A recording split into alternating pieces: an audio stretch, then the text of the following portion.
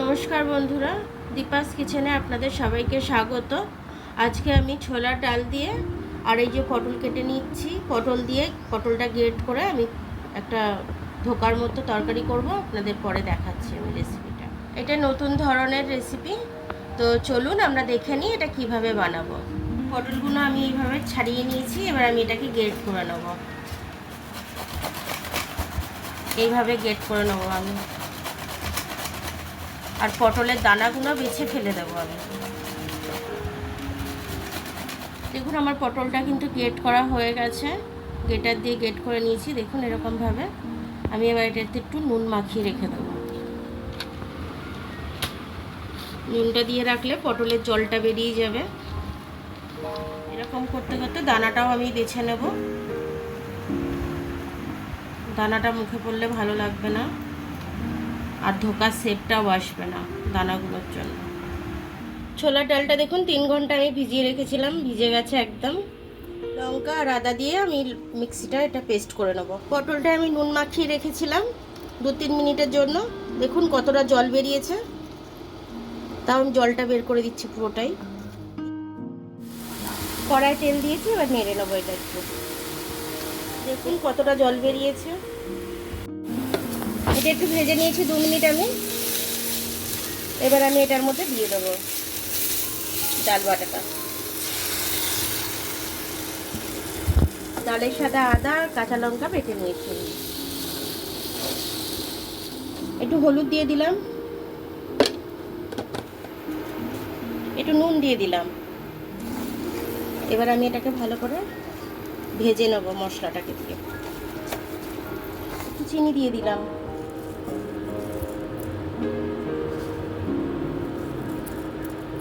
একটু হিং দিয়ে দিচ্ছি।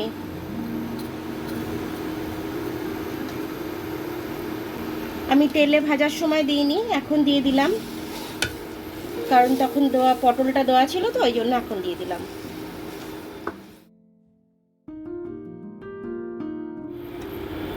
এবার এটাকে আমি নামাবো, হয়ে গেছে আমার এটা। আমি তেলটা গ্রিস করে নিলাম, এটার মধ্যে মাখিয়ে নিলাম থালাটার মধ্যে, তাহলে আমার তুলতে খুব সুবিধা হবে। এটা আমি একটা থালার সাথে সেট দিয়ে নিচ্ছি। এবার আমি এটাকে কেটে নিচ্ছি।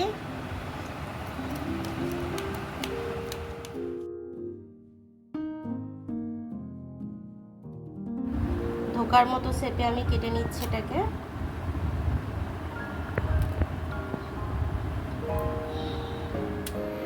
তেলটা আমার গরম হয়ে গেছে, এক এক করে সব কটা ছেড়ে দিচ্ছি। ভেজে নেবো এগুলোকে আমি এক পিঠ করে উল্টে দিচ্ছি। এখন এদিকটা গোল্ডেন হয়েছে, এদিকটাও গোল্ডেন হয়ে গেলে তুলে নেব। আদা আর লঙ্কা এটা আমি পেস্ট করে নেব, নিরামিষভাবে করছি তো সে কারণে। 2 সাইড গোল্ডেন কালার হয়ে গেছে, আমি তুলে নিচ্ছি। দুটো এলাচ ফোড়ন দিয়ে দিলাম, একটু জিরে ফোড়ন দিয়ে দিলাম, আর এখানে তেজপাতা দুটো, মানে একখানা ছিঁড়ে ফোড়ন দিয়ে দিলাম। এটা দিয়ে একটা সুন্দর গন্ধ বেরোচ্ছে। এবার আমি এটার মধ্যে আদা আর লঙ্কার পেস্টটা দিয়ে দেবো। ধনের গুঁড়ো দিয়ে দিলাম,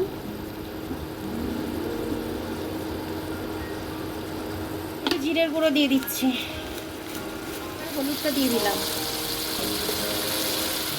এটা আমি ভালো করে কষে নেবো। একটু লাল লঙ্কার গুঁড়ো দিচ্ছি।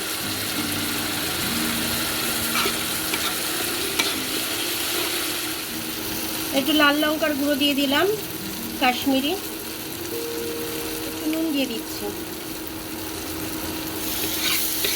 এবার এটা আমি ভালো করে কষে নেবো। একটু আমচুর পাউডার দিয়ে দিলাম, একটু জল দিয়ে দিলাম।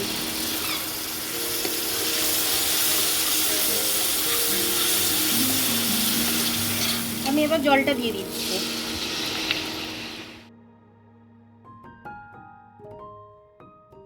ঝোলটা ফুটে উঠুক, তারপরে আমি বড়াগুলো দিয়ে দিচ্ছি। আমি আমি ধোকাগুলো দিয়ে দিলাম। নিরামিষ ঝোল তো একটু চিনি দিতে হয়, দিয়ে দিলাম, টেস্টি হবে।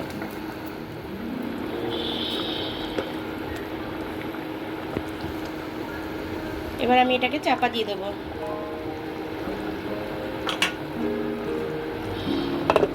হাই ফ্লেমেই ফোটাবো, নাহলে বড়াগুলো ভেঙে যাবে।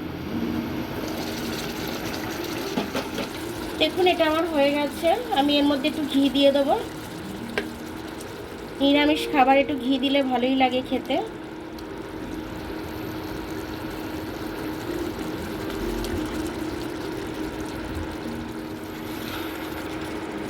আমার পটল দিয়ে ছোলার ডাল দিয়ে হয়ে গেল ধোকা। নতুন ধরনের একটা রেসিপি বানালাম আমি। দেখুন আমার নতুন স্টাইলের ধোকাটা হয়ে গেল। খেতেও কিন্তু ভীষণ টেস্টি হয়েছে। আপনারা অবশ্যই একদিন এইভাবে বানাবেন। খুব বেশি খাটনিও না, ডালটা 2-3 ঘন্টা আগে ভিজোতে দিয়ে দিলেই হয়ে যাবে। এখন তো বাজারে প্রচুর পটলও উঠেছে, তো পটল তো বাচ্চারা কেউ খেতে চায় না, কিছু বড়রাও খেতে চায় না। এইভাবে যদি আপনারা পটলটা এইভাবে ছোলার ডাল ফাল দিয়ে করে দেন ধোকার মতো করে, বাচ্চারা কিন্তু খুব অনায়াসে খেয়ে নেবে। ভাজা করে দিলেও খেয়ে নেবে, আর গ্রেভি করলে তো ভাত দিয়ে হোক পরোটা দিয়ে হোক খেতেই পারবে। খুবই ভালো লাগবে, টেস্টি হয়েছে, খুব সুন্দর। আমার ভিডিওটা দেখার জন্য অনেক অনেক ধন্যবাদ। আমার ভিডিওটা যদি আপনাদের পছন্দ হয় তাহলে লাইক আর সাবস্ক্রাইবটা একটু করে দেবেন, আর বেল আইকনটা একটু টিপে দেবেন। আর যদি ফেসবুক থেকে দেখেন তাহলে লাইক আর ফলোটা একটু করে দেবেন। আবার কাল দেখা হবে নতুন রেসিপির সাথে। ততক্ষণ আপনারা ভালো থাকবেন, আমি আসছি।